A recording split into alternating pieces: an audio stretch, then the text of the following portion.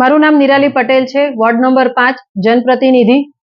આજે ખાસ કરીને ગઈકાલે જે મુદ્દો ચગ્યો હતો કે ચીમનભાઈ પટેલે મારી પર આક્ષેપ કરેલો છે કે ભાઈ નિરાલી પટેલે મારી પાસે લાખ રૂપિયા માંગેલા છે, તો મારે આજે મીડિયા સમક્ષ એ મુદ્દો કહેવાનો છે કે ચીમનભાઈ પટેલ એટલે મારા મોટા સસરા અને માજી મેયર હતા કોંગ્રેસમાંથી।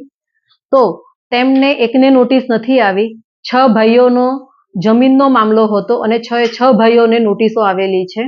તો તેમાં આપની સમક્ષ આ નોટિસો અને જર્જરિત ઘરો પણ મૂકેલા છે અને એ 1992 થી આ કોર્ટ કેસ ચાલી રહ્યો છે અને ફાઇનલી 32 વર્ષે કોર્ટનો ચુકાદો આવ્યો કે હવે ચીમનભાઈ પટેલે આ ઘર ખાલી કરીને જવાનું છે અને 5 ભાઈઓએ 75 લાખ રૂપિયા મળીને આપવાના છે।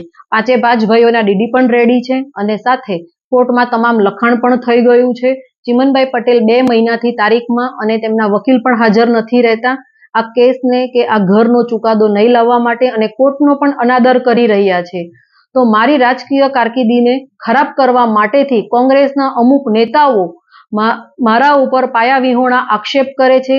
આપ સૌ મીડિયા મિત્રોને પણ ખ્યાલ છે, ટૂંક સમયમાં હવે ચૂંટણી આવી રહી છે કે જેથી કરીને આ વોર્ડમાં હું ખૂબ જ એક્ટિવ હોવાના લીધે મારી ઉપર અમારા પરિવારનો મામલો મીડિયા સમક્ષ લાવીને આ પાયાવિહોણા આક્ષેપ કરી રહ્યા છે અને હું ટૂંક સમયમાં ચીમનભાઈ પટેલ ઉપર માનહાનિનો દાવો મૂકવાની છું અને મારા વકીલ આવે એટલે તેમને મારા તરફથી લીગલ નોટિસ પણ જશે।